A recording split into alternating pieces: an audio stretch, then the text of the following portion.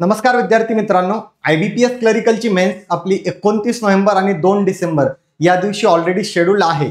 या एक्झामसाठी आपल्याला जात असताना लॉजिकल रिझनिंगच्या बाबतीत काही महत्त्वाच्या गोष्टी लक्षात ठेवायच्या आणि इतर काही महत्त्वाच्या गोष्टी आपल्याला या लास्ट मिनिट टिपच्या माध्यमातून बघायच्या आहेत. बघू आपण लॉजिकल रिझनिंग सेक्शन सॉल्व्ह करत असताना IBPS क्लरिकलचा मेन्स आपण कोणत्या पद्धतीने सॉल्व्ह केला पाहिजे, त्यामध्ये आपलं क्वेश्चन सिलेक्शन काय असलं पाहिजे, कोणते क्वेश्चन आपण स्टार्टिंगला स्किप केले पाहिजे आणि शेवटच्या मिनिटांमध्ये आपल्याला कोणत्या क्वेश्चनला अटेंड केलं पाहिजे. बघा, या अगोदर आपल्याला IBPS ने ऑलरेडी एक नोटिफिकेशन दिले ज्यामध्ये लॉजिकल रिझनिंग सेक्शनच्या बाबतीत आपल्याला सेक्शन ए आणि सेक्शन बी मध्ये क्वेश्चन डिवाइड केलेले आहेत. ही गोष्ट सगळ्यात महत्वाची आहे. सेक्शन ए मध्ये 2 मार्क्सचे क्वेश्चन असणार आहेत. असे 20 क्वेश्चन आपल्याला त्यामध्ये असतील, म्हणजेच 20 गुणिले 2 40 मार्क्स आपल्याला सेक्शन ए मधून मिळणार आहेत. सेकंड सेक्शन बी आहे ज्यामध्ये सिंगल मार्क एका मार्कचे क्वेश्चन इन्क्लूड असतील. असे आपल्याला 20 क्वेश्चन सेक्शन बी मध्ये मिळणार आहेत. 20 क्वेश्चन्स फॉर 20 मार्क्स, म्हणजे टोटल आपला 60 मार्क्सचा पेपर आहे. पण मित्रांनो, याच्यासाठी टाइम आपल्याकडे आहे 35 मिनिट्सचा.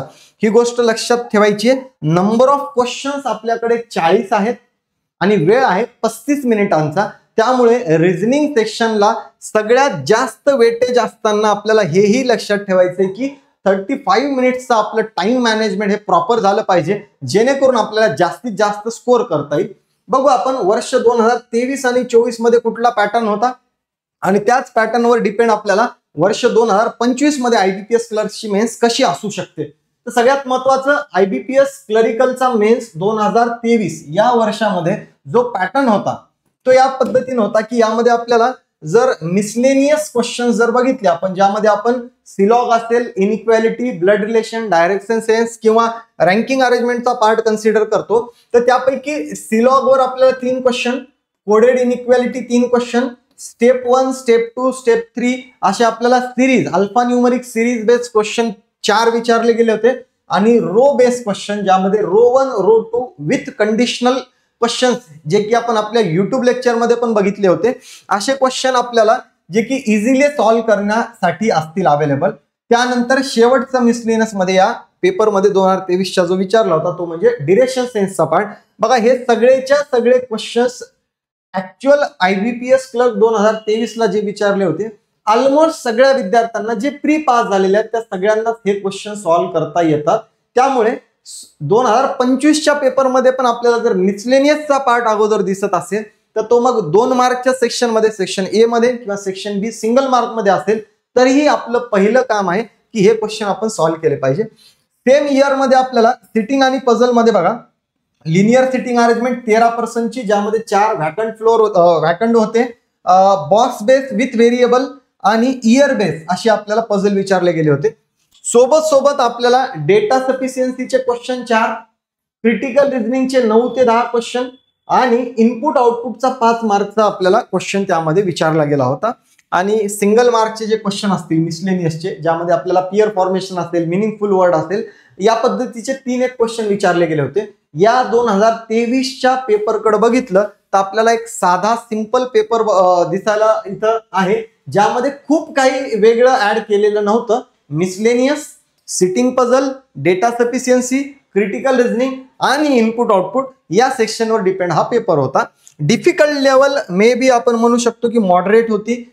तसंच वर्ष 2024चा जरी पॅटर्न आपण ऑब्झर्व केला तर सेक्शन ए मध्ये बघा, स्क्वेअर बेस्ड क्वेश्चन होता, त्यामध्ये सर्क्युलर अरेंजमेंट, जो आपण आत्ताच्या युट्यूब चॅनलवर, आत्ता आपण संकल्प एज्युकेशनच्या युट्यूब चॅनलवर जे क्वेश्चन्स घेतले होते युट्यूबवर रिझनिंगचे, त्यामध्ये असा एक क्वेश्चन आपण घेतला होता मेमरी बेस मधला, ज्यात सर्क्युलर अरेंजमेंट आणि स्क्वेअर अरेंजमेंट या पद्धतीची मिक्स अरेंजमेंट विचारली गेली होती. एज बेस्ड पझल, ज्यामध्ये ब्लड रिलेशन मिक्स आपल्याला दिलेला आहे. समजा 8 पर्सन आहेत, त्यांच्या रिलेटेड अरेंजमेंट आहे, पण त्यांचं एजही दिलेलं आहे आणि प्रत्येकाचं एकमेकांसोबत रिलेशनही दिलेलं आहे. तर असा एक क्वेश्चन आपल्याला 2 मार्क्स साठी म्हणजे सेक्शन ए मध्ये विचारला गेला होता. म्हणजे जर हे 5 आणि हे 5 क्वेश्चन विचारले गेले असतील तर आपल्याला सरळ 10 आणि 10 20 मार्क या सेक्शन मध्ये एज बेस्ड पझल आणि स्क्वेअर बेस प्लस सर्कल बेसवर होते.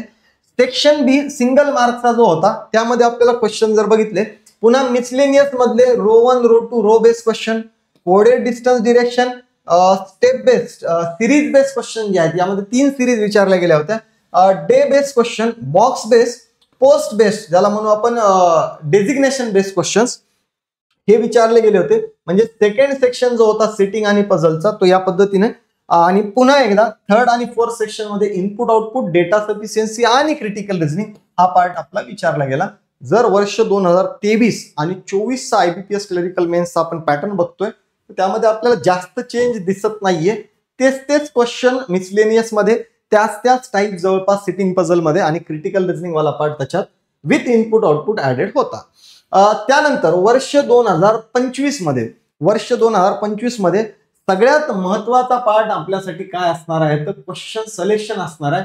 कारण की नंबर ऑफ क्वेश्चन्स जर आपल्याकडे 35 आहेत आणि मार्क्स जर आपल्याला 60 आहेत, त्यापैकी पण आपल्याला डिवाइड केलेले आहेत 20 क्वेश्चन्स हे 2 मार्क्स साठी, 20 क्वेश्चन सिंगल मार्क्स साठी, सेक्शन ए आणि सेक्शन बी या पद्धतीने. तर आपल्याला क्वेश्चन सिलेक्शन मॅटर करेल. कधी कधी होते असं की 2 मार्कच्या सेक्शन मध्ये जे सिटिंग पझल विचारल्या गेल्या त्या एखाद्या वेळेस एखादा सेट खूप इझी असतो, तो इझिली सॉल्व्ह पण होतो आणि त्याचे 10 मार्क मिळतात. कधी कधी इनपुट आउटपुट पण आपल्याला 10 मार्कला येऊ शकते, ज्याच्यात 2 मार्क क्वेश्चनच्या सेक्शन मध्ये जर ते आले तर. मग आपल्याला अप्रोच कसा असला पाहिजे, क्वेश्चन सिलेक्शन कसं असलं पाहिजे मित्रांनो. पहिल्यांदा एक गोष्ट लक्षात ठेवायची, मागचे कित्येक दिवस आपण सिरियसली जीव लावून अभ्यास करतोय, मग तो क्वांट असेल, रिझनिंग असेल, इंग्लिश असेल, जनरल अवेअरनेस असेल. आपण वेगवेगळ्या प्लॅटफॉर्मवरून भरपूर सेक्शनल मॉक, फुल लेंथ मॉक ह्या दिलेल्या आहेत. त्याच्यामुळे एक विश्वास ठेवायचा आहे की आपल्याला अभ्यास हा चांगलाच झालेला आहे आणि पेपरही चांगलाच जाणार आहे. त्यामुळे तिथे गेल्यानंतर आपलं लास्ट मिनिट टिप मधून काय डोक्यात ठेवायचंय तर क्वेश्चन सिलेक्शन हा पार्ट सगळ्यात महत्वाचा आहे. कारण की लास्ट मिनिट टिप मध्ये याचा अभ्यास करा किंवा हे आता सॉल्व्ह करा हे सांगणं योग्य नसून झालेल्या तयारीवरच आपल्याला चांगले मार्क घ्यायचे आहेत. तर त्यामुळे ही गोष्ट लक्षात ठेवायची आपल्याला की आपल्याला 2025च्या पेपरला गेल्यानंतर रिझनिंग सेक्शन मध्ये मग सिंगल मार्क किंवा डबल मार्कच्या क्वेश्चन मध्ये त्या सेक्शन ए बी पैकी आपल्याला कोणत्याही ठिकाणी सिलॉग, inequality, direction sense, ranking arrangement, step based question, row based question आणि कोडेड ब्लड रिलेशन याच्यापैकी कुठलाही टाईप आपल्याला जर येणार असेल आणि मोस्ट प्रोबॅबली याच्यातले 3 ते 4 टाइप्स तुम्हाला मिसलेनियस सेक्शनच्या अंडर आपल्याला रिझनिंग मध्ये कमीत कमी 15 ते 18 मार्क्स पर्यंत बघायला मिळू शकतात. 15 मार्क पर्यंत तरी आपल्याला हे फिक्स बघायला भेटणार आहे. त्यामुळे यापैकी कोणताही क्वेश्चन आपल्या हातातून सुटता कामा नये, याच्यापैकी प्रत्येक मार्क आपल्याला मिळला पाहिजे. कारण बाकीचे सेक्शन हे सिटिंग पझल, क्रिटिकल रिझनिंग हे दोन्हीही प्रॅक्टिस बेस आहेत. याच्यामध्ये आपल्याला जास्त प्रॅक्टिस झालेली आहे. क्रिटिकल रिझनिंगला इंग्लिश आपलं चांगलं आहे, आपलं डिसिजन मेकिंग चांगलं आहे, तर आपल्याला त्याचा जास्त फायदा होईल. पण हे मार्क्स सगळेच विद्यार्थी जे फर्स्ट टाइम एक्झाम देणार आहेत, जे मागच्या 1-2 वर्षापासून तयारी करतायत, त्या सगळ्यांना त्याचे मार्क मिळणार आहेत. त्यामुळे हा पार्ट अगोदर शोधायचा आहे. फर्स्ट आपलं स्टेप काय असली पाहिजे क्वेश्चन सिलेक्शनची तर ही असली पाहिजे. गेल्यानंतर कुठलाही गोंधळ करायचा नाही, माइंड मध्ये क्लॅरिटी ठेवायची की मला अगोदर हेच सॉल्व्ह करायचं, याचेच मार्क घ्यायचे आणि याच्यातली each and every type doable आहे. ठीक आहे. सेकंड याच्यामध्ये डिपेंड आहे तुमचं इंग्लिश कसं आहे आणि डिपेंड आहे तुम्हाला सिटिंग पझल त्या दिवशी कशा विचारल्या गेलेल्या आहेत एक्झाम मध्ये. जर सिटिंग पझल मॉडरेट दिसत असतील तर बिलकुल आपल्याला, जर डिसिजन मेकिंग, क्रिटिकल रिझनिंगच्या जर आपल्याला कन्सेप्ट क्लिअर असतील तर बिलकुल माझं म्हणणं असेल की जर 8 ते 9 किंवा 9 ते 10 क्वेश्चन आपल्याला विचारलेले असतील तर कमीत कमी 5, जास्तीत जास्त 6, जास्तीत जास्त 10ही म्हणू शकतो. पण जर करेक्ट आन्सर जर म्हणायचे आपल्याला तर कमीत कमी 6 क्वेश्चन हे आपल्याला त्याच्यातले सॉल्व्ह झाले पाहिजे, ते पण विथ अॅक्युरसी. त्यामुळे या दोन्ही पैकी सेकंड, फर्स्ट मध्ये कोणताच डाऊट नाही. फर्स्ट मध्ये हे क्वेश्चन झाल्याशिवाय बाकी कुठेही हात लावायचा नाही. सेकंड मध्ये आपलं इंग्लिश, डिसिजन मेकिंग आणि या टॉपिकच्या कन्सेप्ट क्लिअर असतील तर यांना रीड करून, डिसिजन मेकिंग करून लगेच 7-8 मिनिटांमध्ये हे क्वेश्चन ट्राय करून घ्यायचे. म्हणजे हे 10 शेवटी सॉल्व्ह करण्याचा आपल्याला ओझं राहणार नाही. सेकंड, सिटिंग आणि पझल मध्ये आपल्याला डुएबल कोणता पार्ट आहे, मला कोणता पार्ट इझिली सॉल्व्ह होऊ शकतो, तो स्क्वेअर अरेंजमेंटचा आहे, तो ट्रायंगल अरेंजमेंटचा आहे, तो मग कुठल्याही अशा बॉक्स बेसचा आहे, डेझिग्नेशन बेसचा आहे. त्यानंतर ज्याही वेगवेगळ्या टाईप आहेत, सर्क्युलर मध्ये काही जणांना इन आउट इझिली सॉल्व्ह करता येते, काही जणांना पझल ज्या व्हेरिएबल बेस मिक्स आहेत ते सॉल्व्ह करता येतात. मोस्टली मी सांगेल की स्किप करण्यासारखा पार्ट कोणता ठेवायचा आहे, तर ब्लड रिलेशन मिक्स हा, त्याच्यानंतर इनपुट आउटपुटचं लॉजिक इझिली भेटत नसेल तर हा पार्ट हा शेवटी ट्राय केला पाहिजे, शेवटी आपल्याकडे वेळ उरला तर. त्यामुळे ब्लड रिलेशन मिक्स आणि इनपुट आउटपुट, किंवा आपण याच्यामध्ये फ्लॅट फ्लोअर जर विचारलं गेलं तर तोही कन्सिडर करायचं की आपल्याला तो शेवटी ट्राय करायचा आहे. जे आपल्याला क्वेश्चन येत आहेत अगोदर ते सॉल्व्ह करून घ्यायचे.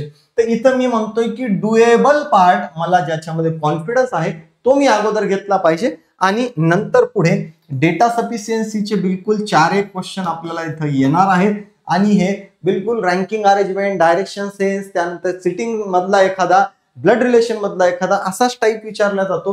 त्यामुळे आपल्याला बेसिक टॉपिक्स येत आहेत ही माहिती आहे, तर याच्यावरचं डेटा सफिशियन्सी कन्सेप्ट क्लिअर असेल तर हेही सॉल्व्ह करता येईल.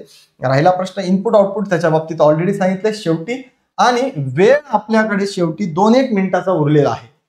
वेळ आपल्याकडे 2-1 मिनिटाचा उरलेला आहे. त्या केसमध्ये सिंगल मार्कचे क्वेश्चन आपण घेऊ शकतो. त्यामुळे माइंडमध्ये क्लॅरिटी ठेवा की आपल्याला मिसलिनियसचे मार्क अगोदर सिक्युअर करायचे आहेत. त्यानंतर सेकंड मध्ये क्रिटिकल किंवा सिटिंग पझल पैकी आपल्याला जेही इझी वाटते, आपण ज्याच्यात कॉन्फिडंट आहे तो, मग डेटा सफिशियन्सी आणि इनपुट आउटपुट प्लस सिंगल मार्क्सचे क्वेश्चन याच पद्धतीनं करायचं आहे.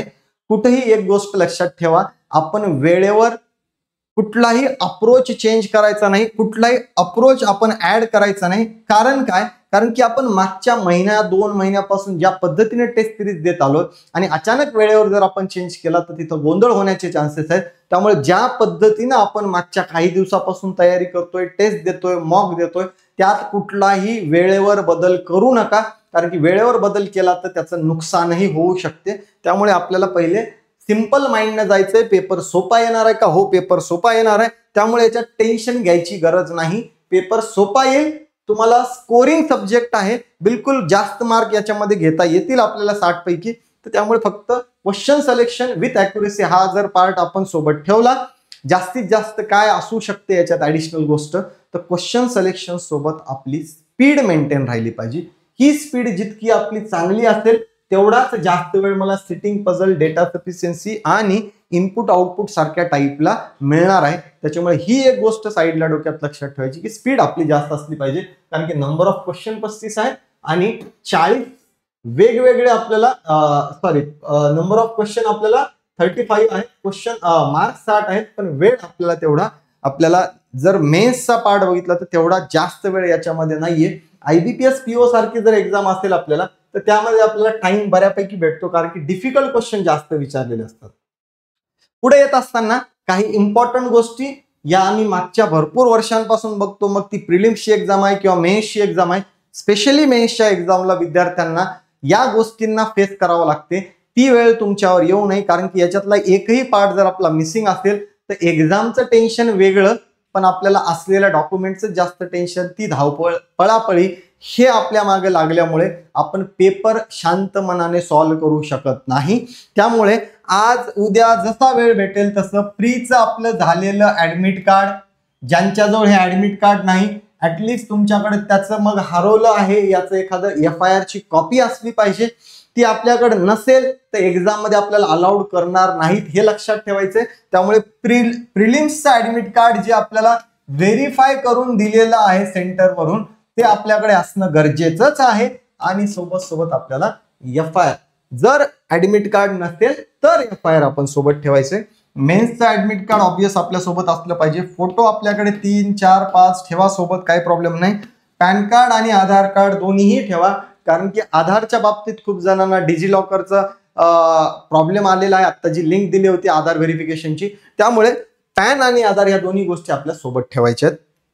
शेवटी लक्षात ठेवायचंय की आपली मेहनत चांगली झालेली आहे, आपण तयारी चांगली केलेली आहे, तर तो विश्वास आपल्या मनामध्ये असला पाहिजे की हो, या वर्षीचा हा जॉब माझा 100% आहे, म्हणजे आहे, मला हा जॉब मिळणार आहे. आणि त्याचं दुसरं साधं सिंपल रिझन असं असू शकते की नंबर ऑफ वॅकन्सीज या इतक्या जास्त वाढलेल्या आहेत, त्यामुळे आपले चान्सेस हे डबल झालेले आहेत की हा आपल्याला पेपर इझिली क्रॅक करता येईल. पण पेपर क्रॅक करत असताना काही गोष्टी ज्या सांगितल्यात त्या डोक्यामध्ये ठेवूनच आपल्याला पुढे जायचंय. तुमच्या सगळ्यांना या IBPS क्लर्क मेन्ससाठी माझ्याकडून आणि टीम संकल्पकडून खूप खूप शुभेच्छा. तुम्हाला लवकरात लवकर याच एक्झाम मध्ये जॉब लागो आणि तुम्ही सगळेजण आम्हाला आमच्या इकडे येऊन पेढे घेऊन यावं, एवढीच आमची इच्छा आहे आणि एवढीच ईश्वराकडे आमची प्रार्थना असेल. खूप खूप शुभेच्छा तुम्हाला. या व्हिडिओमध्ये इथं थांबूया. बाकीचे विद्यार्थी जे एक्झामला जाणार आहेत त्यांनाही हा व्हिडिओ पाठवायचा आहे आणि ह्या गोष्टी त्यांच्यापर्यंत पोहोचवायच्या आहेत. धन्यवाद.